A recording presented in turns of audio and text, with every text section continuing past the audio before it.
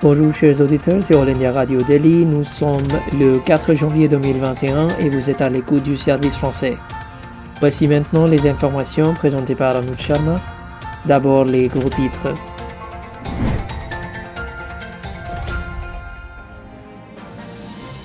Le Premier ministre japonais a dit que le gouvernement envisagera l'état d'urgence pour la région de Tokyo. Le Bangladesh se réjouit de la résolution de l'ONU sur les Rohingyas. Le nominé au prix Oscar du Danemark, Another Round, ouvrira son film à la 51e festival IFFI au Goa. Pékin lance la vaccination de masse pour les groupes clés au milieu des préoccupations concernant les données des essais cliniques de phase 3. Les restrictions en Angleterre deviendront probablement plus difficiles à freiner la hausse des infections à Covid, déclare le Premier ministre Boris Johnson. Au Pakistan, au moins 11 mineurs de charbon tués dans la région de Match au Balochistan après avoir été kidnappés. L'Inde et la Chine se sont concentrés sur le désengagement des troupes de première ligne depuis le 8e cycle de pourparlers militaires. Le taux de récupération de la COVID-19 en Inde atteint 96,19%. Les experts médicaux saluent la décision du gouvernement d'approuver 2 vaccins Corona pour une utilisation d'urgence dans le pays. Le Premier ministre Modi salue la communauté scientifique et déclare que l'approbation est un tournant décisif pour renforcer un combat fougueux. Vous allez écouter maintenant les nouvelles en détail. Le Premier ministre japonais Yoshihide Suga a déclaré lundi que le gouvernement envisagerait de déclarer l'état d'urgence pour la région métropolitaine du Grand Tokyo alors que les cas de coronavirus grimpent et mettent à rude épreuve le système médical du pays. La possible déclaration d'urgence marquerait un renversement car Suga a résisté à toute mesure aussi drastique pour restreindre l'activité économique. Le Japon a enregistré un nombre record de nouveaux cas le 31 décembre, ce qui a incité la capitale de Tokyo et 3 préfectures voisines à demander au gouvernement national une déclaration d'urgence. La région compte désormais environ la moitié des nouveaux cas à l'échelle nationale. Le Bangladesh s'est félicité de la résolution des Nations Unies sur les Rohingyas adoptée jeudi à la 75e Assemblée générale. Le ministre des Affaires étrangères du Bangladesh, le Dr A.K. Abdul Momen, a déclaré dimanche que Dhaka y voyait un succès diplomatique. La résolution a été adoptée avec 132 pays votant en sa faveur et 9 pays dont la Russie et la Chine s'y sont opposés. 26 pays dont l'Inde et le Japon se sont abstenus de voter sur la résolution. Le Dr Momen a déclaré que Dhaka n'a aucun mécontentement à l'encontre des pays qui se sont abstenus de voter sur la résolution des Nations Unies, car c'était leur décision stratégique, rapporte l'agence de presse officielle BSS. Il a dit que les pays qui restaient neutres sur la résolution l'ont fait pour utiliser leur influence sur le Myanmar pour trouver une solution au problème. Le 51e Festival international du film de l'Inde ou IFFI s'ouvrira le 16 janvier avec la première indienne du film intitulé Another Round de Thomas Vinterberg. Le 51e Festival IFFI est organisé du 16 au 24 janvier au Goa. Cette édition est organisée pour la première fois en Inde en mode hybride et comprendra à la fois une expérience en ligne et en personne. Le festival sera chargé avec une programmation de films célèbres avec un total de 224 films du monde entier. Pékin a lancé un programme de vaccination de masse au milieu des inquiétudes concernant son efficacité en raison de l'absence de données d'essais cliniques de phase 3. La commission municipale de la santé de Pékin a déclaré lors d'une conférence de presse dimanche que plus de 70 000 personnes dans 220 sites d'inoculation à travers Pékin avaient reçu la première dose du vaccin COVID-19. La communauté médicale mondiale est cependant très préoccupée par l'innocuité et l'efficacité des vaccins chinois. La Chine a annoncé jeudi qu'elle avait accordé une autorisation de mise sur le marché conditionnelle à son premier vaccin COVID-19 autodéveloppé. Le vaccin inactivé a été développé par le Beijing Biological Products Institute Company Limited sous le filière de Sinopharm China National Biotech Group ou CNBG. La Chine a également accepté de fournir son vaccin à COVAX, qui est un effort soutenu par l'Organisation mondiale de la santé pour fournir un vaccin contre le coronavirus aux pays en développement. Le Premier ministre britannique Boris Johnson a averti que les restrictions en Angleterre étaient probablement sur le point de devenir plus dures pour freiner l'augmentation des infections à COVID. Il a dit que des mesures plus fortes pourraient être nécessaires dans certaines parties du pays dans les semaines à venir. Il a déclaré que la situation s'améliorerait d'ici le printemps car davantage de personnes seront vaccinées au cours des 3 prochains mois. M. Johnson a défendu les projets de réouverture des écoles primaires dans la majeure partie de l'Angleterre aujourd'hui. Il a déclaré que les écoles étaient sûres et a exhorté les parents à renvoyer leurs enfants en classe dans les régions d'Angleterre où ils le pouvaient. Le Royaume-Uni a enregistré plus de 50 000 nouveaux cas confirmés de COVID pour le 6e jour consécutif avec 54 990 cas annoncés hier. Au Pakistan, lors d'une horrible attaque, au moins 11 mineurs de charbon ont été tués hier dans la région de Match, dans la province du Balochistan. Des rapports suggèrent que des militants armés ont enlevé les travailleurs et les ont abattus à bout portant. Les victimes étaient des membres d'une communauté chiite minoritaire de Hazara.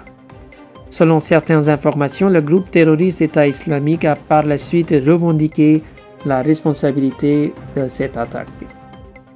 L'Inde et la Chine se sont concentrés sur le désengagement des troupes de première ligne pour maintenir les consultations, renforcer la gestion et le contrôle des troupes depuis le 8e cycle de pourparlers au niveau des commandants de corps. C'est ce qu'a déclaré le porte-parole du ministère chinois de la Défense, colonel Tan Kefei, lors d'un point de presse en ligne à Pékin. Il a déclaré que les deux parties négociaient la tenue de la 9e série de pourparlers au niveau des commandants militaires pour discuter du désengagement des troupes dans l'est du Ladakh. L'Inde et la Chine ont tenu plusieurs séries de pourparlers au niveau diplomatique et militaire pour résoudre l'impasse qui a éclaté au début de mai de l'année dernière. M. Kefei espère que la Chine et l'Inde travailleront dans le même sens, mettront en œuvre le consensus atteint lors des réunions au niveau des commandants de corps et prendront des mesures pragmatiques pour apaiser davantage la situation frontalière. Le porte-parole du ministère des Affaires extérieures a déclaré que nous espérons que les discussions ultérieures aideront les deux parties à parvenir à un accord sur une solution mutuellement acceptable pour assurer le désengagement complet de tous les points de friction le long de la région de la ligne de contrôle actuelle, dans le secteur occidental, et le rétablissement complet de la paix et de la tranquillité le plus tôt que possible. Le taux de récupération de la COVID-19 dans le pays a atteint 96,19%, alors que plus de 19 000 patients COVID se sont rétablis au cours des dernières 24 heures. Le ministère de la Santé de l'Inde a déclaré que le nombre total de récupérations est passé à plus de 9,94 millions. La charge de travail réelle ne représente actuellement que 2,36% du total des cas positifs. Actuellement, le nombre total de cas actifs dans le pays est d'environ 243 000. Au cours des dernières 24 heures, 1505 nouveaux cas ont été signalés, portant le nombre total de cas positifs dans le pays à plus de 10,03 millions. 214 décès ont été signalés au cours des dernières 24 heures, portant le bilan à 149 649. Actuellement, le taux de mortalité par cas en Inde est d'1,45%, ce qui est l'un des plus bas au monde. Selon le Conseil indien de la recherche médicale, plus de 735 000 tests ont été effectués au cours des dernières 24 heures. Le nombre total d'échantillons testés jusqu'à présent a atteint 17,56 millions. Les experts médicaux ont salué la décision du gouvernement de l'Inde d'approuver 2 vaccins contre le coronavirus pour une utilisation d'urgence dans le pays. Le Dr Randeep Singh Guleria, directeur de l'Institut indien des sciences médicales ou AIIMS, a salué le travail effectué par les laboratoires indiens dans la fabrication des vaccins indigènes. Il a dit que la recherche a été faite dans le pays et que c'était vraiment un vaccin indien. Le Dr Guleria a déclaré que ces vaccins sont rentables et faciles à administrer car ils peuvent être conservés à des températures comprises entre 2 et 8 degrés Celsius. Le lieutenant général Ved Chaturvedi de l'hôpital Sir Ganga Ram de Delhi a déclaré que les vaccins corona approuvés par le gouvernement indien sont totalement sûrs. Le Dr Naresh Trehan de Medanta Medicity a déclaré que le vaccin serait pleinement efficace après ces 2 doses. L'Organisation mondiale de la santé a salué la décision de l'Inde d'autoriser l'utilisation de 2 vaccins COVID-19. Sa directrice régionale, la Dr Poonam Khetrapal Singh, a déclaré que l'OMS se félicitait de la première autorisation d'utilisation d'urgence accordée au vaccin COVID-19 dans la région de l'OMS de l'Asie du Sud-Est. Le Premier ministre Narendra Modi a déclaré que l'octroi de l'approbation par la DCGI au vaccin du Serum Institute of India et du Bharat Biotech accélère la voie vers une nation plus saine et sans Covid. Félicitons la nation et les scientifiques et innovateurs assidus du pays. M. Modi a déclaré dans un tweet qu'il s'agissait d'un tournant décisif pour renforcer une lutte animée. Il a dit que cela rendrait chaque Indien fier que les 2 vaccins qui ont été approuvés pour une utilisation d'urgence soient fabriqués en Inde. M. Modi a déclaré que nous réitérons notre gratitude aux médecins, au personnel médical, aux scientifiques, au personnel de police, aux travailleurs de l'assainissement et à tous les guerriers Corona pour le travail exceptionnel, cela aussi dans des circonstances défavorables. Il a dit que nous leur resterons éternellement reconnaissants d'avoir sauvé de nombreuses vies. Chers auditeurs, vous êtes à l'écoute du service français dans l'India Radio. Vous venez d'écouter les informations et maintenant il est l'heure de vous présenter le commentaire du jour qui porte sur les vaccins contre la COVID-19. Les campagnes d'Atmanirbhar Bharat et de Make in India ont reçu d'énormes encouragements grâce à la communauté scientifique et médicale de l'Inde qui est allée au-delà de son devoir et a mis au point le premier vaccin développé localement contre COVID-19. Le vaccin de Bharat Biotech basé à Hyderabad, intitulé Covaxin, a reçu l'approbation d'utilisation d'urgence restreinte par le contrôleur général des médicaments de l'Inde ou le DCGI. Le Covishield Oxford, l'Institut Serum de l'Inde à Pune, a également obtenu l'approbation d'utilisation d'urgence du contrôleur général des médicaments de l'Inde. Les 2 vaccins sont sûrs, efficaces, faciles à utiliser et adaptés aux conditions météorologiques de l'Inde. Les vaccins développés par l'Institut Serum de l'Inde à Pune et Bharat Biotech doivent être administrés en 2 doses. Les 3 vaccins doivent être conservés entre 2 et 8 degrés Celsius. Le calendrier de vaccination devrait être annoncé prochainement.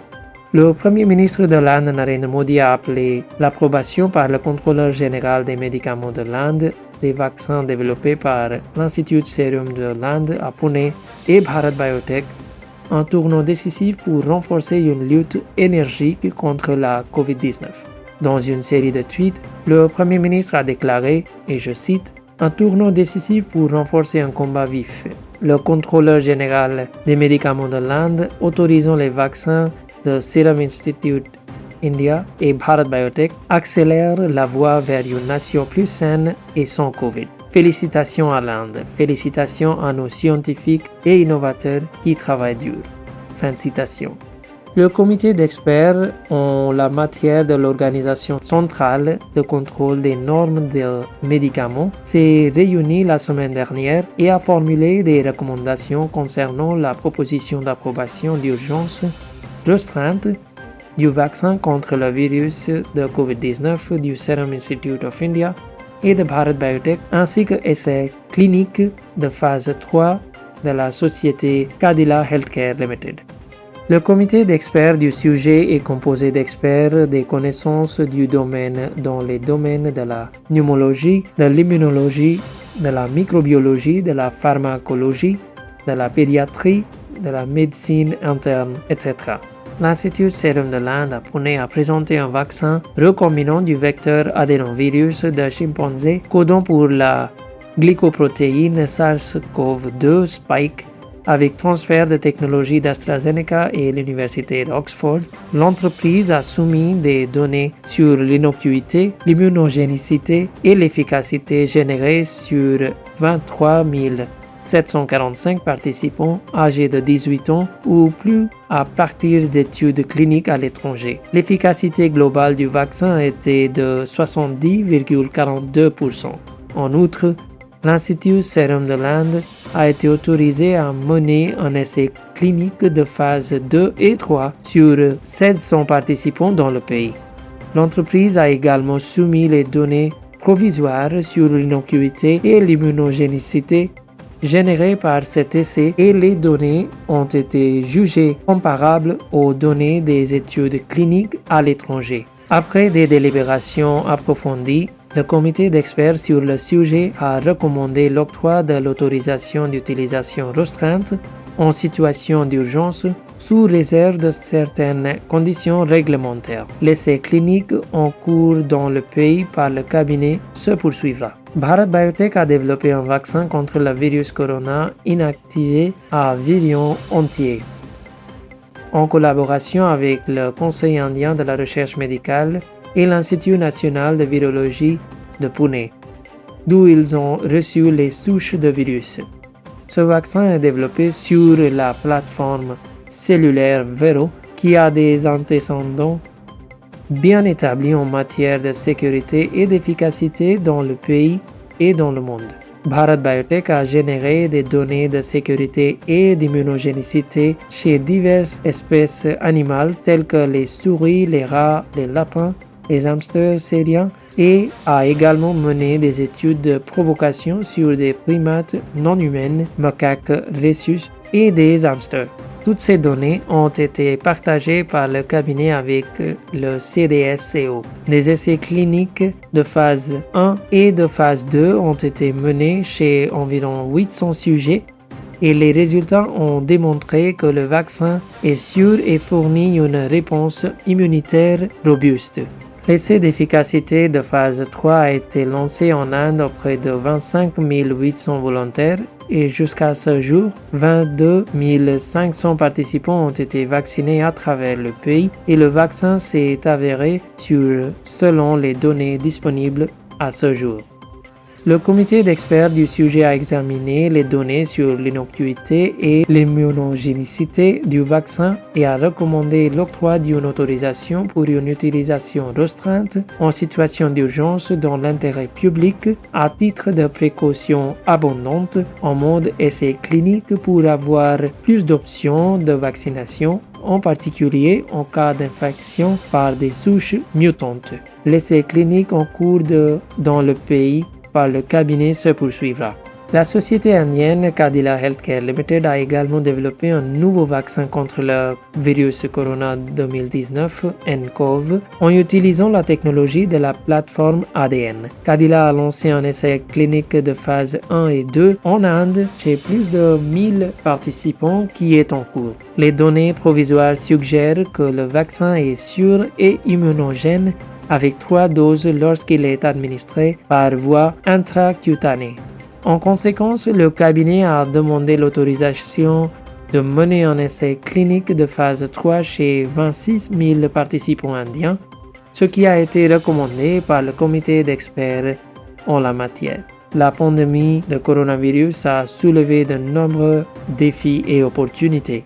L'Inde a saisi l'occasion Sous la direction avisée du Premier ministre Narendra Modi, aujourd'hui, nous avons réussi à aplatir la courbe.